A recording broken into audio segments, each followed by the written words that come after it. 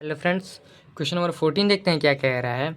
Late L be the set of all lines in X Y plane and R be the relation in L defined as R goes to L1 and L2 such that R L1 is parallel to L2। L1 जो line है वो L2 को parallel है। Show that R is an equivalence relation. Find the set of all lines related to the line y goes to 2x+5 2x+4। तो पहले हम इसको show करते हैं कि इक्विवेलेंस रिलेशन है कि नहीं। तो यहाँ पर देखते हैं एक्स वाई प्लेन है, यानी कि कोई भी पहले हम लोग ले लेते हैं जिसकी ये एक्स ये वाई है, देन ये एक्स है। कोई भी प्लेन है जिसकी L1 एंड L2 हमारा दो दिया हुआ है यहाँ पर, तो ये L1 मान लेते हैं हम लोग एंड ये L2 मान लेते हैं हम लोग। ये बिल्कुल पैरेलल है। तो क्या किस तरीके से हम लोग सॉल्व करते हैं। आर गोज टू हमें जो जो दिया है पहले लिख लेते हैं L1 and L2 such that L1 जो है वो L2 के पैरेलल है, बिल्कुल बिल्कुल पैरेलल है। देन हम इसका क्या पेयर बना सकते हैं, इसका कंडीशन बना सकते हैं, रिलेशन बना सकते हैं अपना। तो जो जो रिलेशन बनता है मैं यहाँ पे बना लेता हूँ। पहले L1 L2 बन सकता है, देन L2 L1 बन सकता है, L1 L1 बन सकता है, देन L2 और L2 बन सकता है। इतने हमारे कंडीशन बन सकते हैं अकॉर्डिंग टू दिस रिलेशन, जिस तरीके से हमारा दिया हुआ है। तो इससे प्रूफ करते हैं कि ये इक्विवेलेंस रिलेशन है कि नहीं। फर्स्ट देखते हैं अपना। फर्स्ट हमारा रिफ्लेक्सिव के लिए हमें क्या चाहिए, हमें चाहिए L1 एंड L2, ये दोनों सिमिलर होना चाहिए, ये दोनों बिलोंग्स करना चाहिए हमारे रिलेशन से। तो यहाँ पर L1 L2 पहले से ही बिलोंग्स कर रहा है, तो ये इट इज़ रिफ्लेक्सिव लिख देते हैं। It is reflexive relation. Second क्या कह रहा है, सेकंड है सिमेट्रिक। सिमेट्रिक के लिए हमें क्या चाहिए, कोई भी एक पेयर उठा, जैसे कि L1 और L2 उठा लेते हैं हम लोग। L1 एंड L2 था, तो इसका बिल्कुल अपोजिट कर देते हैं। सिमेट्रिक मतलब L2 एंड L1, इसका अपोजिट हो गया। हमने ये पेयर उठाया L1 L2, इसका अपोजिट हम लोगों ने लाया L2 और L1। ये पहले से ही कंडीशन में है हमारे रिलेशन के, तो ये भी बिलोंग्स कर रहा है, तो इसको भी लिखेंगे it is symmetric. It is symmetric relation.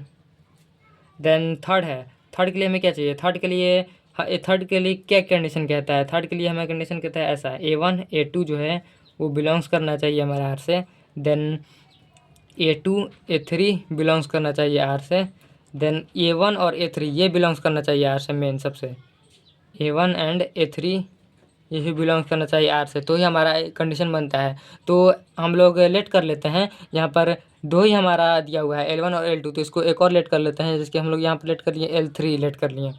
तो आइए इसको पुट करते हैं। L3 लेट किए तो L2 को बिल्कुल पैरेलल हम लोग लेट किया हुआ है। तो यानी कि L2 जो है वो बिल्कुल पैरेलल है L3 के, जो हम लोगों ने अभी लेट किया L3। तो A1 क्या है हमारा, A1 की जगह पे हम लोग L1 पुट करते हैं, A2 की जगह पे हम लोग L2 पुट करते हैं। देन L2 A2 की जगह पे जो हम लोग पुट किया है हम लोग L2, A3 की जगह पे हम लोगों ने क्या अभी लेट किया है, L3 लेट किया है।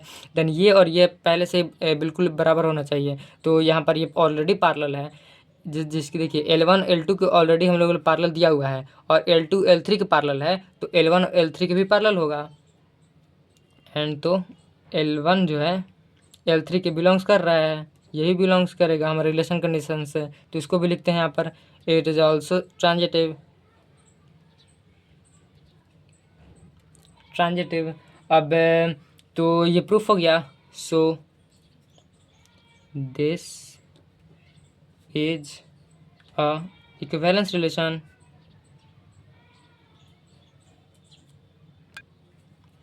Equivalence relation simple.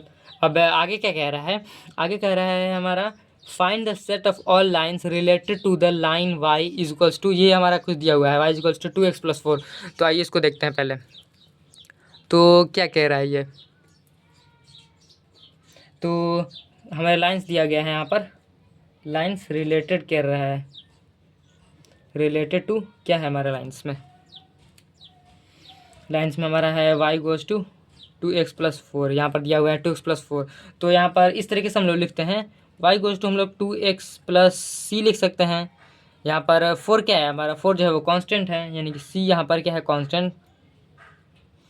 यानी कि कहने का क्या मतलब है, c constant. R parallel line कहने का क्या मतलब है, यानी कि अगर 4 सी की जगह पे कांस्टेंट है, कितने ही पुट करेंगे, इसकी 3 4 5 6 7, ये बिल्कुल पैरेलल आता जाएगा।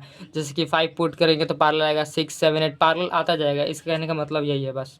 तो इसको यहाँ पर लिख लेते हैं, इस तरीके से लिख लेंगे तो ये हमारा आंसर सॉल्व हो गया। तो thank you for watching this video.